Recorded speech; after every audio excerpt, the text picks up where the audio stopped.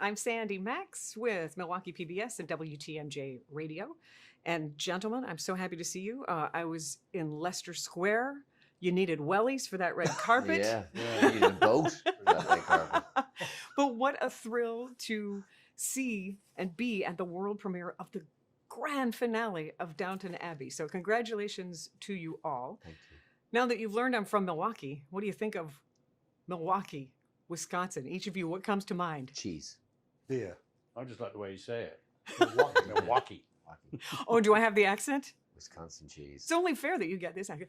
Have Is you it had true some? that you're not allowed, like, it never leaves Wisconsin, apparently? What, Like, you have cheese? to go and get the cheese to get it out. Is that true? Maybe that's a rumor. Oh, no, we send it all around the world. But you keep the best stuff at home. Exactly. Well, you're welcome to come try some. I'd love to.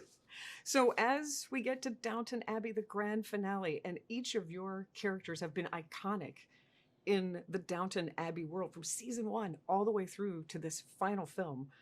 For each of you, is there someone, maybe a performer or someone in your life that helped inform how you approached your character for some important choices?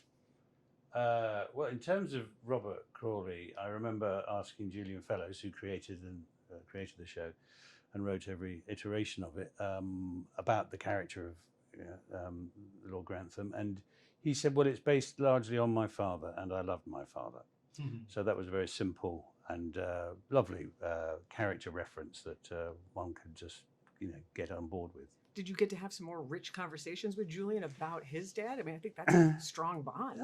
Not hugely. That wasn't particularly relevant in a way. But what was more relevant was when I'd come across queries in the script, I'd write him a one-line email and he'd write a 3-page reply as to why the line was like that. And so you sort of learn to use your questions judiciously.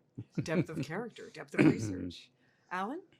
I did a lot of research in relation. There wasn't anyone actually personally that I knew that kind of resonated for me, but I do feel that as the show grew and being around these actors, you did always feel a sense, because you saw everyone being on their A game. Every time you came to set, you felt you had to raise the bar a little bit, and I think we all felt that in relation to the writing, and then the talent that we were surrounded by, that we all felt that, okay, well, he's obviously bringing it today, so is he. I got to bring it too, and that was every day.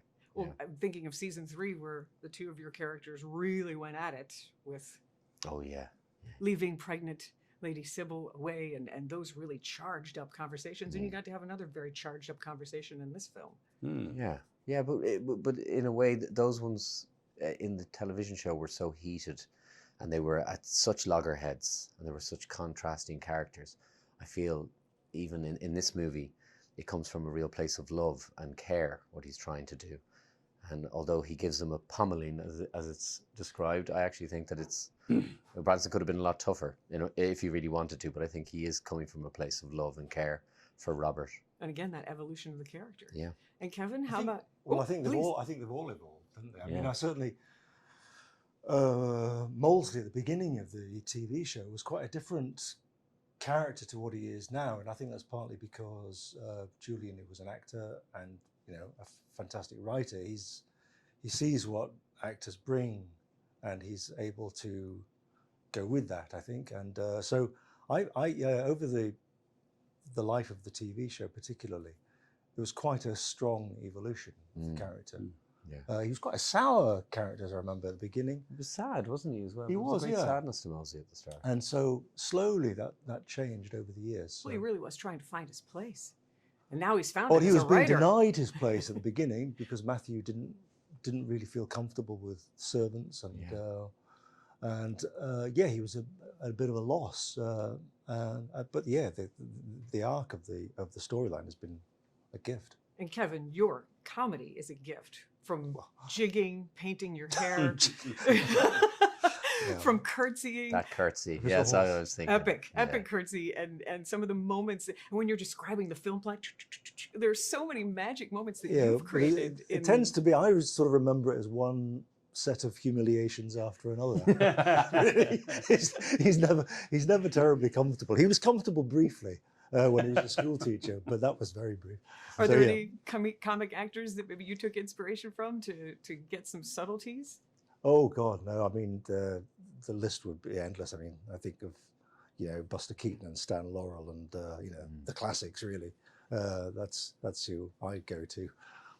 And in Downton Abbey, the prominent portrait of Violet Grantham looking down in the grand salon, of course, losing the Dowager Countess, dying in the film series, and then almost a year ago, losing Dame Maggie Smith.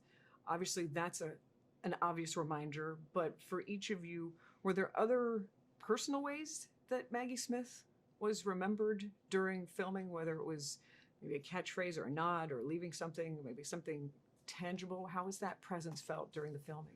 Well, there are plenty of references to the Dowager's legacy. So she was always around us, and yeah, a couple of explicit references to some of her phrases to do with the weekend, etc. So there are lots of, you know, you never felt she was far away, put it that way. And of course, then after we finished filming, she did pass away in real life, and so the film becomes inevitably a tribute to her, and quite rightly so. I have to think those first readings that you must have felt her. So, well, I felt her absence, and but when we were, I think Hugh's right. I think while we were filming, especially at places like Highclere, you did feel her presence actually. When, you know, the dining room scenes, you couldn't help but sort of imagine her there. Yeah, and also naturally going when we're filming up there in the downtime, you've 14 years of reminiscing about times and stories and memories. So of course we did that a lot, and even more so now that she's passed. Yeah. Thank you very, very much. Happy Downton Day to you. Thank you very much. Is it Downton Day? It is. It is in my world. Official.